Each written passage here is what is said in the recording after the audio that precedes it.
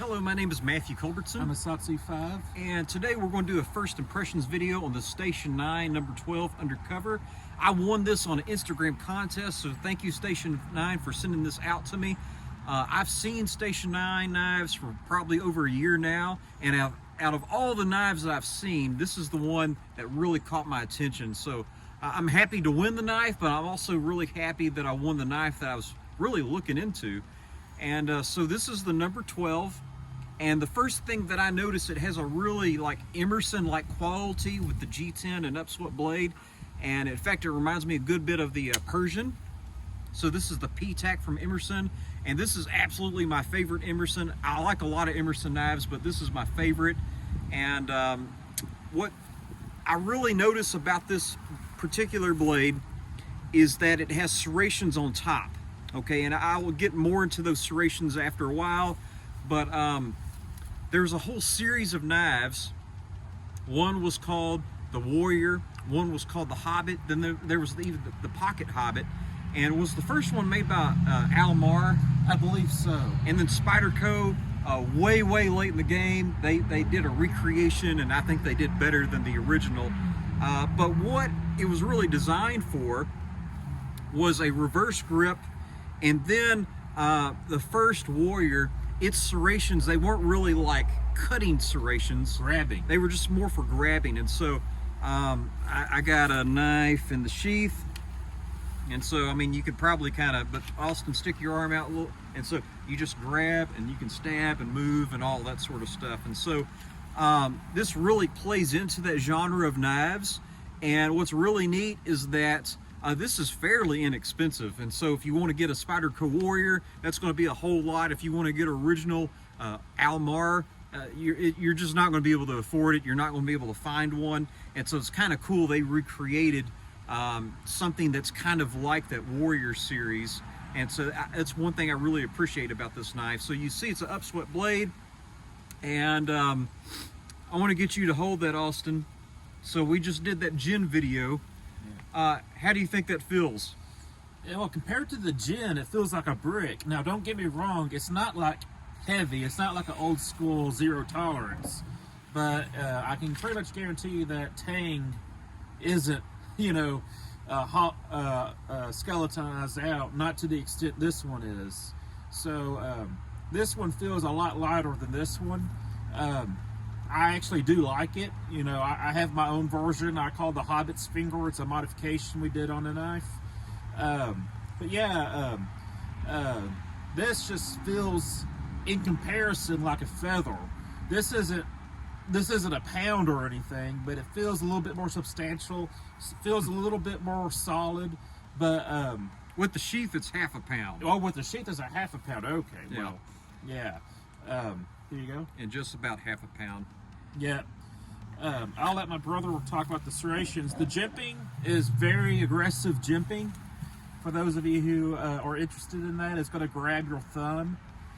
If you were going to fight with that knife, would you use the jimping? I probably will hold it further back like this. Yeah. And if we're using this like the Warrior, you're not even going to be anywhere near the jimping. Yeah. If you're going to, if you're going to do like a Picard style or Warrior style fighting, you're not going to be using the jimping. So yes, it's effective jimping. If you put your thumb on there and put any pressure, it's going to catch. But I'd probably kind of choke back a little bit.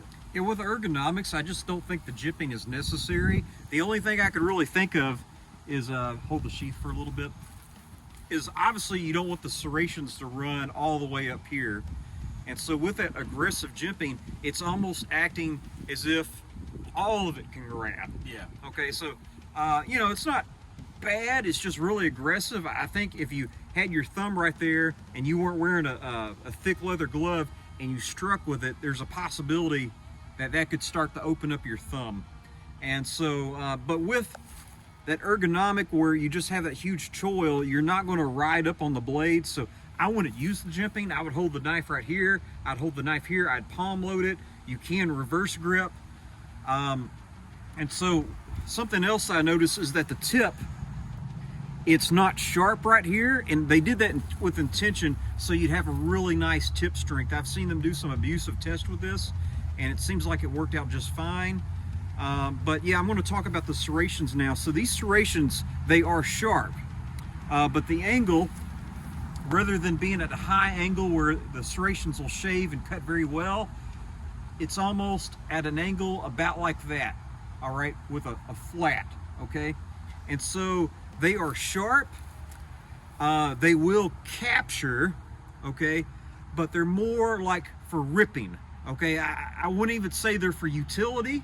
They're more for ripping and catching and maneuvering, all right? And so I actually have some pipe insulation, and so this plain edge is very sharp, okay? So it's just gonna slice like nothing, okay?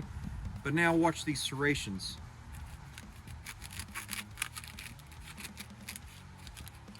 They will cut, okay? And they kind of have a Spyderco look to them, but they're not thinly ground like a Spyderco. And so how these are going to cut, let me see the sheath. Okay, and these are going to cut just fine. You're going to stab in, and then you're going to rip, okay? And even though that's not sharpened right there, when you get that edge on it, it's just going to open up just fine. And so that's not really a critique. If I was making this knife, I'd want the serrations to be sharper, but it's, you know, it's not a bad thing. So yeah, that's the knife, and that's really my critique is the serrations, and then just the heft of the blade, which a lot of people wouldn't really mind the heft. And so this is about 8 ounces with the sheath.